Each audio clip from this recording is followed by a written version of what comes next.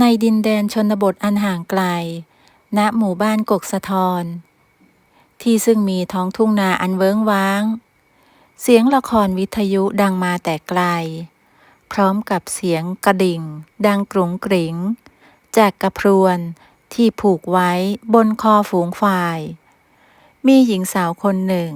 เธอมีรูปร่างหน้าตาที่สวยสดใสนั่งอยู่บนหลังควายตัวผู้สีดำขนาดใหญ่หญิงสาวคนนี้มีชื่อว่าจำเรียงเป็นสาวชาวบ้านที่มีอาชีพเลี้ยงควายเป็นหลักจำเรียงนั้นมีฝูงควายทั้งหมด15ตัว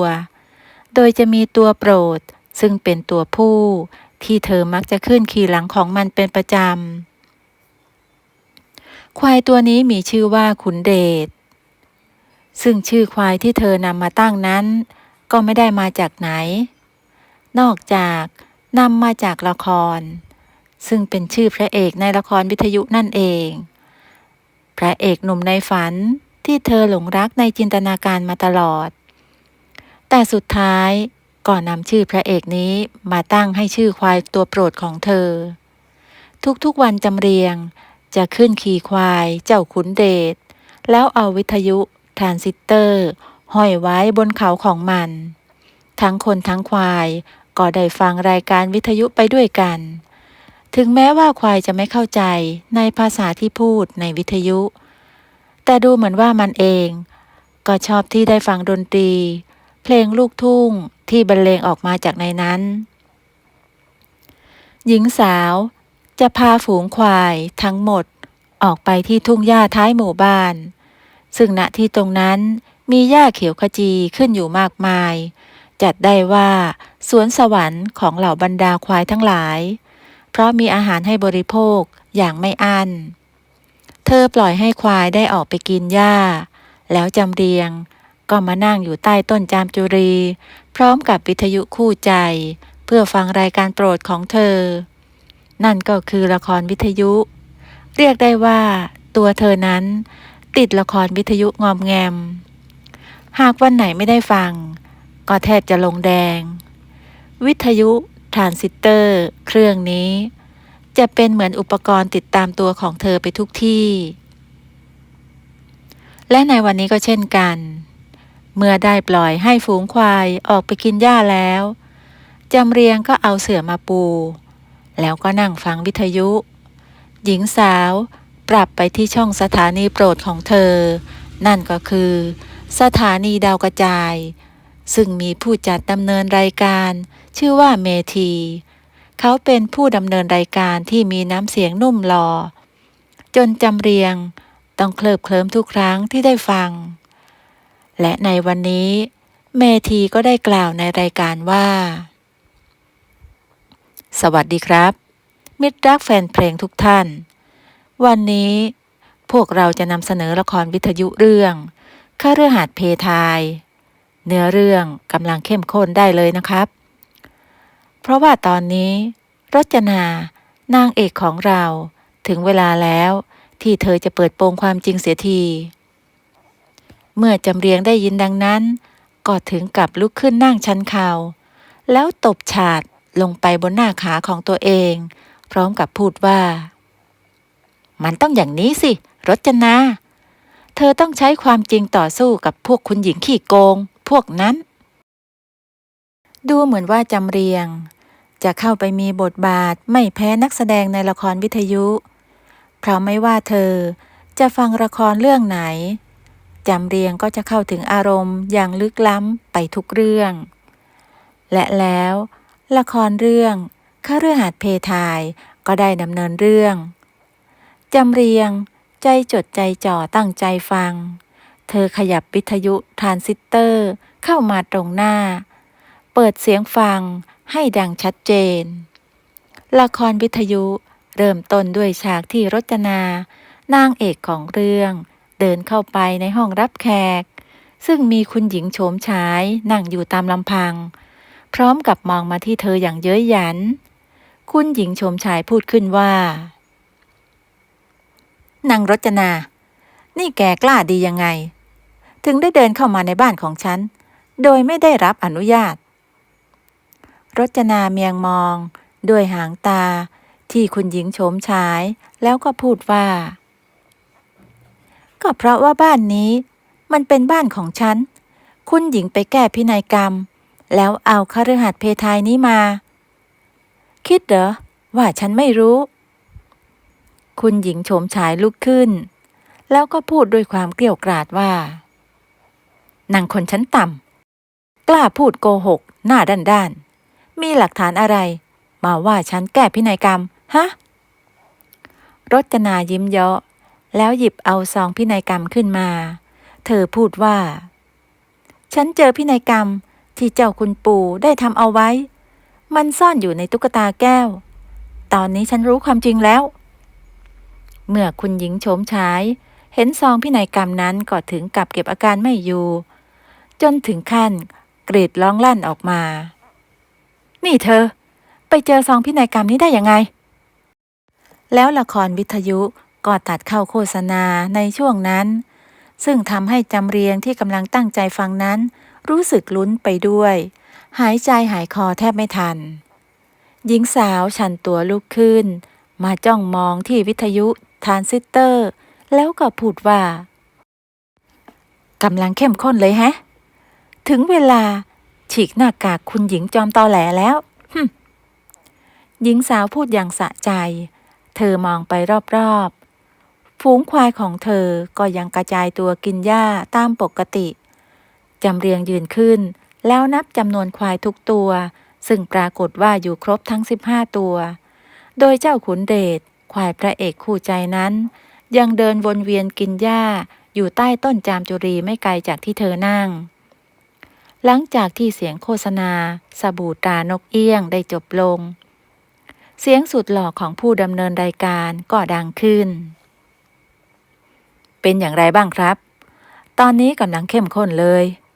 ท่านผู้ฟังทุกท่านต้องช่วยลุ้นกันนะครับว่ารจนาจะทำได้สำเร็จหรือเปล่าจำเรียงรีบกลับมานั่งประจำที่ดวงตาจดจ้องไปที่วิทยุทรานซิสเตอร์แล้วละครวิทยุคฤหัสถ์เพทายก็ได้ดำเนินเรื่องต่อรจนายืนถือซองพินัยกรรมอยู่ในมือเธอกล่าวประกาศเสียงดังว่าที่ผ่านมาคุณหญิงโฉมฉายแสร้งทำตัวเป็นเจ้าของบ้านมาตลอดแล้วกลั่นแกล้งให้ฉันต้องไปเป็นคนใช้อยู่ในครัวยักยอกเงินทองในครอบครัวฉันไปเลวที่สุดคุณหญิงจ้องมองด้วยสายตาดุดันและพูดด้วยน้ำเสียงโกรธเกรี้ยวว่านางเด็กเมื่อวานซืนค่ารหัสเพทายเป็นของฉันเงินทุกบาทในบ้านหลังนี้ก็เป็นของฉันเจ้าคุณปู่โอนทุกอย่างให้ฉันถูกต้องตามกฎหมายรจนาจึงได้เปิดซองพินัยกรรมแล้วอ่านเสียงดังฟังชัดว่าข้าพเจ้านายยุทธนาบุญมามีฐานะเป็นปู่ของนางสาวรจนาบุญมาทายาทที่ถูกต้องโดยชอบธรรมข้าพเจ้าขอมอบพินัยกรรมทั้งหมดให้กับนางสาวรจนาบุญมาผู้ซึ่งเป็นหลานของข้าพเจ้าเมื่อรจนาพูดจบคุณหญิงโฉมฉายถึงกับกรีดร้องจนเสียสติไม่จริงเป็นไปไม่ได้พินัยกรรมทั้งหมดต้องเป็นของฉันเมื่อเนื้อเรื่องในละครวิทยุดำเนินมาถึงตรงนี้จำเรียงถึงกับกระโดดตัวลอยเพราะรอคอยลุ้นกับฉากเปิดพินัยกรรมนี้มานานแล้วตัวเธอเองก็ถึงกับกรีดร้องด้วยความสะใจเหมือนกันที่คุณหญิงโฉมฉายได้ถูกกระชากหน้ากากออกมาจำเรียงจึงได้ตะโกนลั่นว่ามันต้องอย่างนี้สิรจนาเปิดพินัยกรรมฟาดหน้านางคุณหญิงจอมปลอมไปเลยแต่แล้วในขณะที่จำเรียงกำลังดีใจกับละครวิทยุอยู่นั้นสิ่งหนึ่งที่เธอสัมผัสได้ก็คือไม่ได้ยินเสียงกระพรวนของฝูงควายของเธอเลยหญิงสาวได้สติจึงหันกลับไปมองรอบๆแต่กลับพบเพียงทุ่งโล่งเพราะตอนนี้ไม่มีควายเหลืออยู่เลยสักตัวแม้แต่เจ้าขุนเดชควายตัวโปรดของเธอที่เพิ่งกินหญ้าอยู่ใกล้ๆก็หายไปด้วยตอนนี้จำเรียงรู้แล้วว่าในขณะที่เธอกำลังลุ้น เอาใจช่วยรจนาจนตัวโก่งอยู่นั้นบรรดาควายของเธอได้ออกเดินสเปะสปะกระจัดกระจายเข้าไปในป่าจนหมดสิ้นจำเรียงรู้สึกสับสนไปหมดนี่เธอจะทำยังไงดี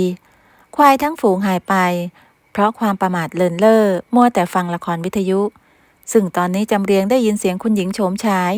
ด่าเสียงดังออกมาว่าเพราะว่าเธอโง่เหมือนควายรจนา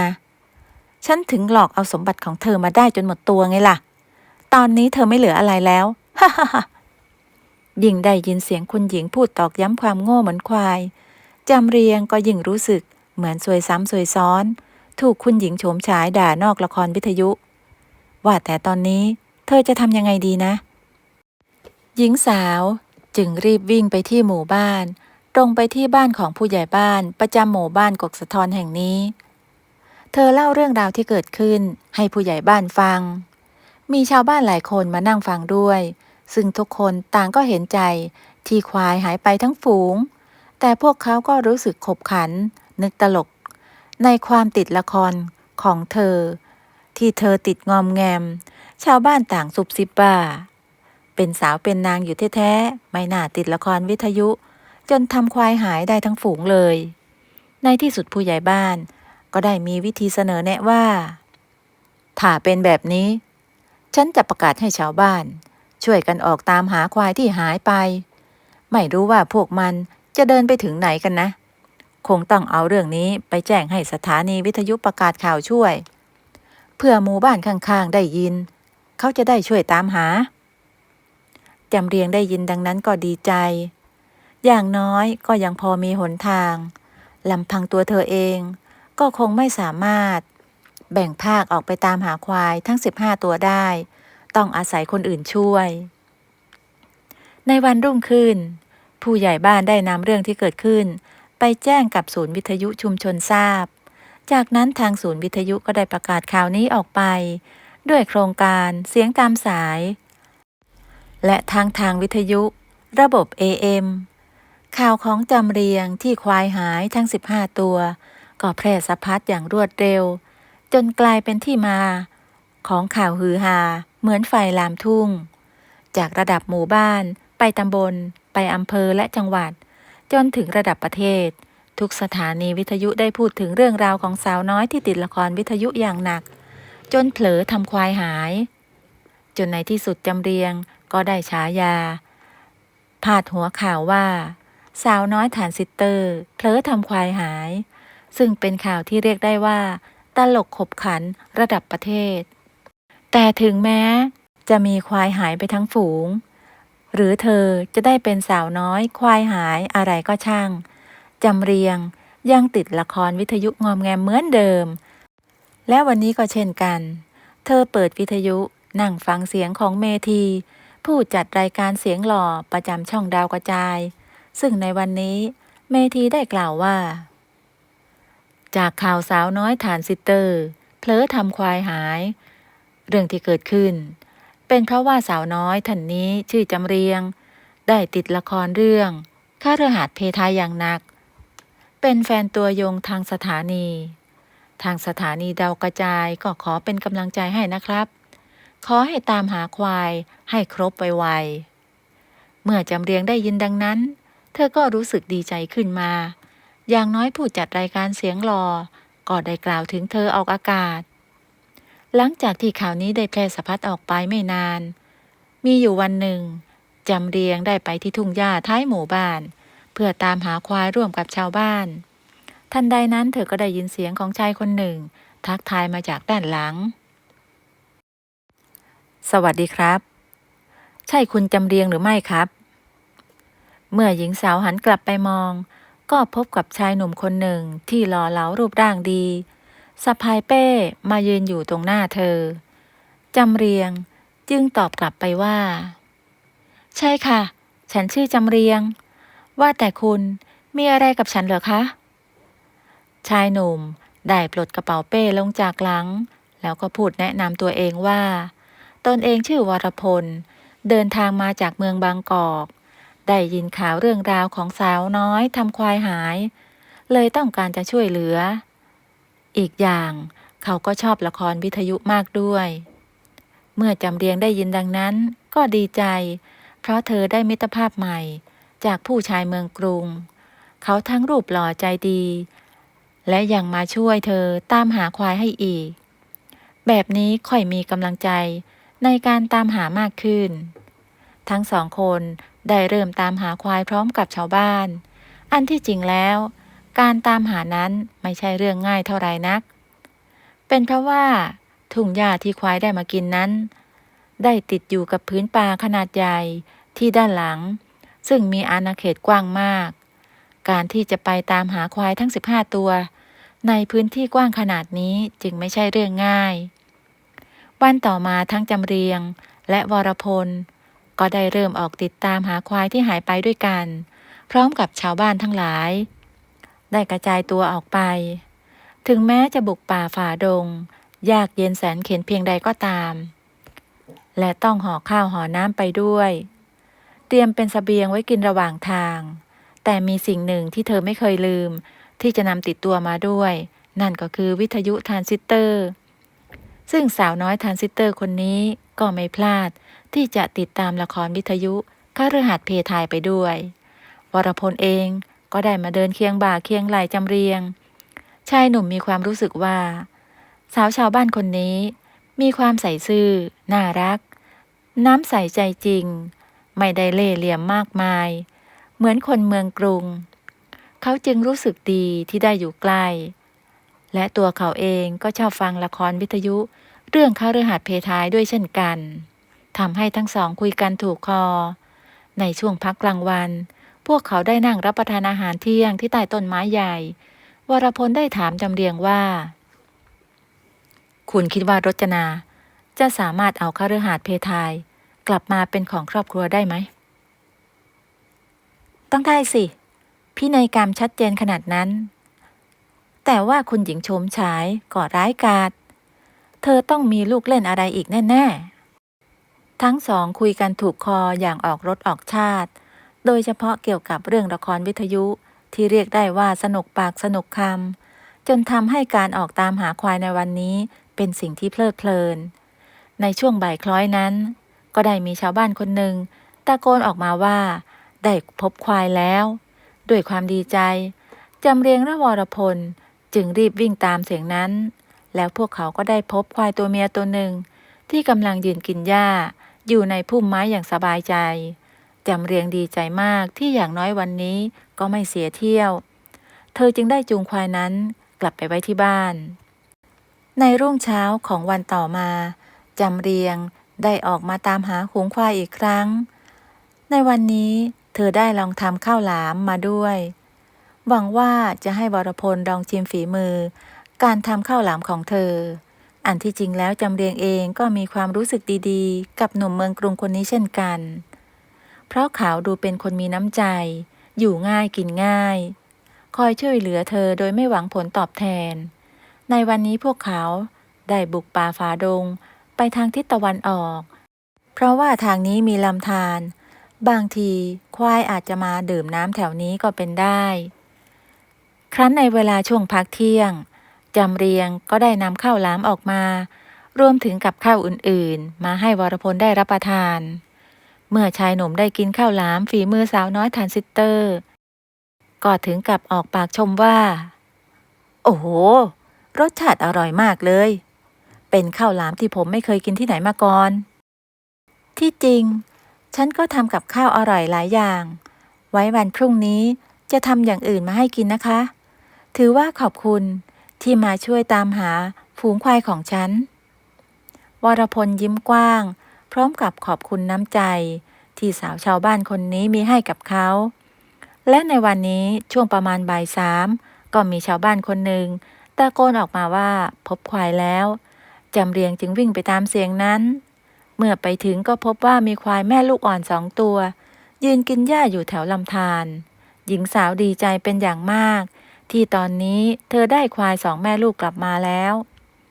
เธอจึงได้จูงควาย2 แม่ลูกนี้กลับบ้านไป วรพลเองก็ดีใจเช่นกันที่จำเรียงได้ควายกลับคืนมา เขาจึงอาสาที่จูงควาย2 แม่ลูกไปส่งที่บ้านให้เธอ ในวันรุ่งขึ้น พวกเขาก็ออกมาบุกป่าฝ่าดงตามหาฝูงควายอีกครั้งวันนี้ได้เข้าไปสำรวจทางทิศเหนือซึ่งเป็นป่าไผ่ติดภูเขาจำเรียงได้ทำลาบหมูและทอดเนื้อแห้งพร้อมกับนึ่งข้าวเหนียวมาด้วยวรพลได้ใช้มีดอิโต้ตัดกิ่งไม้และเถาวัลย์ต่างๆที่กีดขวางการเดินทางไปด้านในมือของเขาช่วยถือวิทยุทรานซิสเตอร์ให้กับจำเรียงพวกเขาฟังรายการเพลงด้วยความเพลิดเพลินจนกระทั่งมาถึงช่วงพักเที่ยงทั้งสองจึงได้เลือกนั่งตรงลานหินใต้ต้นไม้จำเรียงได้นำลาบหมูและเนื้อแห้งมาให้วรพลได้ชิมเมื่อชายหนุ่มได้ชิมก็รู้สึกว่ามันมีรสชาติที่อร่อยมากทั้งสองจึงได้รับประทานอาหารเที่ยงด้วยกันและฟังวิทยุไปด้วยซึ่งในตอนนี้ละครวิทยุเรื่องคฤหัสถ์เพทายกำลังออกอากาศอยู่รจนาเดินเข้ามาหาคุณหญิงโฉมฉายในห้องรับแขกเธอพูดกับคุณหญิงโฉมฉายว่าฉันรู้ความจริงแล้วที่ผ่านมาคุณหญิงโฉมฉายนี่เองที่วางยาเจ้าคุณปู่ทำให้คุณปู่ป่วยกระเสาะกระแสะหลอกลวงตบตาทุกคนว่าตัวเองเป็นคนดีที่แท้คุณก็คือฆาตกรหุบปากเดี๋ยวนี้นะเธอมีหลักฐานอะไรถึงได้มากล่าวหาว่าฉันเป็นฆาตกรเจ้าคุณปู่สิ้นใจเพราะโรคชราต่างหากทั้งวรพลและจำเรียงติดตามการห้ำหั่นบทบาทในละครวิทยุอย่างเมามันพวกเขาใจจดใจจ่อกับเรื่องราวอันเข้มข้นของคฤหัสถ์เพทายจนลืมการตามหาควายที่หายไปชั่วขณะเมื่อละครวิทยุจบลงวรพลก็ได้ถามจำเรียงว่าคุณว่าคราวนี้คุณหญิงโฉมฉายจะจนมุมไหมผมไม่คิดมาก่อนเลยว่าเธอจะร้ายกาจขนาดนี้ฉันเองก็ตกใจเหมือนกันที่คุณหญิงโฉมฉายวางยาคุณปู่รจนาต้องมีหลักฐานเด็ดอะไรสักอย่างแน่นอนที่จะเปิดโปงคุณหญิงโฉมฉายให้ได้ทั้งสองคุยกันอย่างออกรสออกชาติสนุกสนานไปกับตัวละครวรพลรู้สึกดีที่ได้พูดคุยถูกคอกับจำเรียงจนในช่วงค่ำชาวบ้านคนหนึ่งก็ร้องตะโกนว่าพบควายที่หายไปทั้งสองก็วิ่งไปดูก็พบว่าเห็นควายตัวผู้ตัวหนึ่งยืนเคี้ยวหญ้าอยู่ใต้ป่าไผ่จำเรียงจึงได้ขอบคุณชาวบ้านที่ช่วยหาควายจนพบวรพลก็ช่วยจูงควายตัวนั้นกลับไปที่บ้านของเธอหลังจากนั้นวรพลและจำเรียงรวมทั้งชาวบ้านก็ได้ออกตามหาควายทุกวันและเขาก็ได้ทยอยเจอควายวันละตัว2 ตัวมีบางครั้งที่ชาวบ้านจากหมู่บ้านอื่นได้จูงควายมาให้จำเรียงถึงบ้านชาวบ้านคนนั้นบอกว่าเห็นควายไม่มีเจ้าของเดินป้วนเปี้ยนอยู่ในทุ่งนาและได้ยินข่าวที่ประกาศออกมาทางวิทยุจึงได้รู้ว่านี่ต้องเป็นควายของสาวน้อยทรานซิสเตอร์แน่นอนซึ่งจำเรียงก็ได้แต่ขอบใจชาวบ้านคนนั้นที่มีน้ำใจวันเวลาผ่านไปในที่สุดจำเรียงก็สามารถรวบรวมควายมาได้14 ตัวเหลือเพียงตัวเดียวที่ยังหาไม่พบจนหญิงสาวออกอาการกังวลใจเมื่อวรพลเห็นดังนั้นก็ถามเธอขึ้นว่าทำไมสาวน้อยทรานซิสเตอร์ดูเศร้าใจจังวันนี้กังวลอะไรหรือเปล่าครับจะไม่กังวลได้ไงล่ะก็ตอนนี้ควายที่ตามหายังไม่พบก็คือเจ้าขุนเดชควายตัวโปรดของฉันเลยนะมันสนิทคุ้นเคยกับฉันมากวรพลได้ยินชื่อว่าขุนเดชเขาก็รู้สึกแปลกใจจึงได้ถามออกไปว่าทำไมคุณถึงตั้งชื่อควายว่าขุนเดชอย่าบอกนะว่ามาจากละครวิทยุน่ะก็ใช่น่ะสิขุนเดชเป็นพระเอกคนโปรดของฉันก็ต้องเอามาตั้งชื่อควายโปรดของฉันสิวรพลได้ยินดังนั้นก็หัวเราะลั่นและได้เอาเรื่องนี้มาพูดคุยกับจำเรียงอย่างสนุกสนานชายหนุ่มรู้สึกว่าหญิงสาวทรานซิสเตอร์คนนี้ช่างน่ารักและตลกดีจริงในวันถัดมาเขาก็ได้เดินทางเข้าไปในป่าทางทิศฟากตะวันตกซึ่งบริเวณนั้นมีถ้ำอยู่ในเชิงเขาด้วยการค้นหาในช่วงเช้ายังไม่พบจนกระทั่งมาถึงช่วงพักเที่ยงด้วยความรู้สึกเหนื่อยล้าทั้งอากาศร้อนจำเรียงและวรพลก็ได้ไปนั่งพักรับประทานอาหารอยู่ที่หน้าปากถ้ำพวกเขาได้ฟังละครวิทยุคฤหัสถ์เพทายซึ่งในตอนนี้เนื้อเรื่องกำลังดำเนินไปอย่างเข้มข้น ทำให้ทั้งสองใจจดใจจ่อตั้งใจฟังคุณหญิงโฉมฉายยืนอยู่กลางบ้านแล้วพูดกับรจนาว่าฉันจะไม่มีวันยกคฤหัสถ์เพทายให้เธอหรอกนางรจนาเพราะมันเป็นที่ของฉันคนอย่างคุณมีร้อยเล่ห์กลถ้าอย่างนั้นฉันคงต้องต่อสู้ด้วยกฎหมายและความถูกต้องขอให้คุณตำรวจและท่านทนายประจำตระกูลเข้ามาได้ค่ะเมื่อรจนาพูดจบก็มีตำรวจทนายความประจำตระกูลเข้ามาคุณหญิงโฉมฉายถึงกับหน้าถอดสีรจนาได้หยิบซองยาขึ้นมาแล้วยื่นให้กับตำรวจคุณตำรวจคะนี่คือซองยาที่คุณหญิงโฉมฉายเอาไปป้อนให้เจ้าคุณปู่เป็นประจำฉันพบว่ามันซ่อนอยู่ในห้องนอนของคุณหญิงที่ผ่านมาคุณหญิงวางยาเจ้าคุณปู่และนี่คือพินัยกรรมตัวจริงขอให้ท่านทนายประจำตระกูลได้โปรดตรวจสอบด้วยค่ะเจ้าหน้าที่ตำรวจจึงได้รับซองยานั้นไปตรวจสอบและทนายความก็ได้รับเอกสารพินัยกรรมนั้นมาหลังจากนั้นทางเจ้าหน้าที่จึงขอจับตัวคุณหญิงโฉมฉายไปที่โรงพักซึ่งคุณหญิงก็ได้แต่ร้องตะโกนเสียงดังออกมาว่าไม่จริงไม่จริงตนเองไม่ได้ทำอะไรผิดที่นี่เป็นบ้านของเธอสมบัติก็เป็นของเธอทั้งหมดเมื่อเนื้อเรื่องดำเนินมาถึงตรงนี้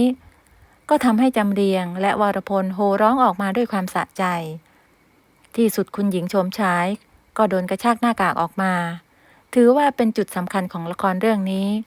พวกเขาดีใจมากที่รจนาสามารถจัดการตัวร้ายได้สำเร็จจำเรียงจึงพูดออกมาด้วยเสียงดังๆว่ามันต้องได้อย่างนี้สิรจนาเอานางคุณหญิงเข้าคุกให้ได้วรพลเองก็ไม่น้อยหน้าเขาส่งเสียงเชียร์ลั่นว่าสมน้ำหน้าคุณหญิงใจชั่วต้องได้รับกรรมในที่สุดในขณะที่ทั้งสองกำลังคุยกันเรื่องละครอย่างเมามันอยู่นั้นทันใดนั้นเองก็มีเสียงควายตัวหนึ่งเดินออกมาจากภายในถ้ำซึ่งมันก็คือเจ้าขุนเดชนั่นเองเมื่อจำเรียงได้เห็นก็ถึงกับกระโดดด้วยความดีใจรีบวิ่งเข้าไปหามันแล้วก็พูดว่าเจ้าขุนเดชมาหลบอยู่ในถ้ำนี่เองดีใจเหลือเกินที่ได้พบเจ้าอีกเมื่อวรพลเห็นดังนั้นเขาเองก็ดีใจเช่นกันเพราะในที่สุดสาวน้อยทรานซิสเตอร์ก็ได้ควายโปรดของเธอกลับมาพวกเขาจึงได้จูงควายตัวนี้กลับบ้านพร้อมกันในเย็นวันนั้นถือว่าจำเรียงมีความสุขมากเพราะเธอได้ควายจนครบทุกตัวอีกทั้งละครคฤหัสถ์เพทายก็ดำเนินเรื่องมาจนจบและนางเอกก็ได้รับชัยชนะภารกิจตามหาควายก็ได้สิ้นสุดลงแล้ววรพลคิดในใจว่าเขาจะกลับไปกรุงเทพดีไหมแต่แล้วเมื่อชายหนุ่มคิดถึงช่วงเวลาที่ผ่านมาถึงแม้จะเป็นเวลาเพียงไม่กี่วันแต่เขาก็มีความสุขมากที่ได้ใช้ชีวิตในชนบทแห่งนี้และเขาก็รู้สึกตกหลุมรักจำเรียงสาวน้อยทรานซิสเตอร์เข้าให้แล้วในเช้าวันรุ่งขึ้นวรพลก็ได้ไปหาจำเรียงที่บ้านเขาได้พูดกับเธอว่าเขาตัดสินใจที่จะอยู่ในชนบทนี้ต่อเพราะเขาหลงเสน่ห์ชนบทและหลงรักสาวน้อยทรานซิสเตอร์เข้าให้แล้วเมื่อจำเรียงได้ยินก็หน้าแดงด้วยความเขินอายแล้วก็พูดว่าถ้าอย่างนั้นก็อยู่ที่นี่ต่อสิคะเพราะฉันเองก็หลงเสน่ห์หนุ่มเมืองกรุงเหมือนกันจะได้มานั่งฟังละครด้วยกันหลังจากนั้นทั้งสองก็ได้อยู่ร่วมกันอย่างมีความสุขข่าวคราวที่สาวน้อยทรานซิสเตอร์ตามหาควายได้ครบแล้วก็ได้แพร่สะพัดออกไปจนกระทั่งวันหนึ่งที่หน้าบ้านของจำเรียงมีชายหนุ่มคนหนึ่งซึ่งเป็นคนสูงวัยคนอ้วนพุงพลุ้ยได้มาเรียกที่หน้าบ้านจำเรียงก็ได้ถามว่าสวัสดีค่ะไม่ทราบว่ามาหาใครเหรอคะชายอ้วนพุงพลุ้ยคนนั้นพูดด้วยเสียงที่หล่อเหลาเป็นน้ำเสียงที่จำเรียงคุ้นเคยมากเขาได้บอกเธอว่าสวัสดีครับผมชื่อเมธีผู้จัดรายการประจำสถานีวิทยุดาวกระจายวันนี้ผมได้เดินทางมาสัมภาษณ์คุณจำเรียงสาวน้อยทรานซิสเตอร์ครับจำเรียงถึงกับตกตะลึงไปชั่วขณะนี่หรือคือเมธีผู้จัดรายการเสียงหล่อเคลิ้มชวนฝัน ที่ผ่านมาเธอจินตนาการว่าเขาเป็นชายหนุ่มหล่อแต่ที่แท้คือลุงอ้วนพุงพรุ้ยคนนี้นี่เองหญิงสาวถึงกับนึกขบขันกับความเพ้อฝันของตนเองที่ผ่านมาในที่สุดเรื่องราวของสาวน้อยทรานซิสเตอร์ที่เผลอทำควายหายก็ได้กลายเป็นเรื่องราวที่เล่าขานกันอย่างขบขันเป็นเวลานาน